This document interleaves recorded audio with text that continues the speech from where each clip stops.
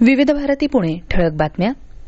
बिहारमधल्या विधानसभा निवडणुकीची आणि 11 राज्यातल्या 58 विधानसभा जागांवरील पोटनिवडणुकीची मतमोजणी आज सकाळी 8 वाजल्यापासून सुरू झाली.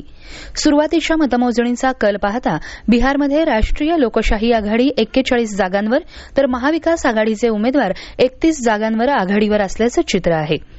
कोविडच्या पार्श्वभूमीवर आवश्यक सर्व नियम पाळत मतमोजणी सुरू आहे. शांघाय सहकार्य संघटना परिषदेच्या विविध राष्ट्रप्रमुखांची आज 20वी शिखर परिषद दूरदृश्य प्रणालीच्या माध्यमातून होत असून पंतप्रधान नरेंद्र मोदी यांच्या नेतृत्वाखालील भारतीय शिष्टमंडळ त्यामध्ये सहभागी होणार आहे.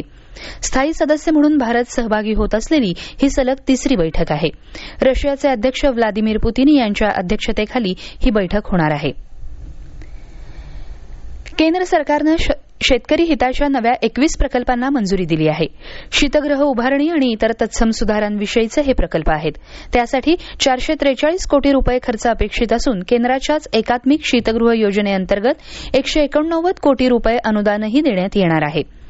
केंद्रीय अन्न प्रक्रिया उद्योग मंत्री नरेंद्र सिंग तोमर यांच्या अध्यक्षतेखाली आंतरमंत्री गटाच्या काल नवी दिल्ली इथं झालेल्या बैठकीत हा निर्णय घेण्यात आला.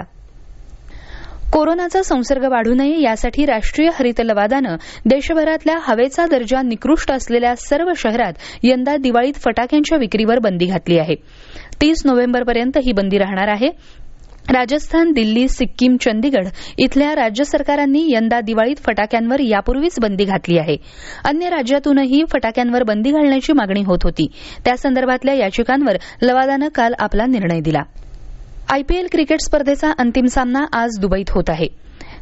गतविजेते मुंबई इंडियन्स आणि अंतिम सामन्यात प्रथमच प्रवेश केलेल्या दिल्ली कॅपिटल्स या संघांमध्ये ही लढत होणार आहे. हा सामना संध्याकाळी 7:30 वाजता सुरू होईल.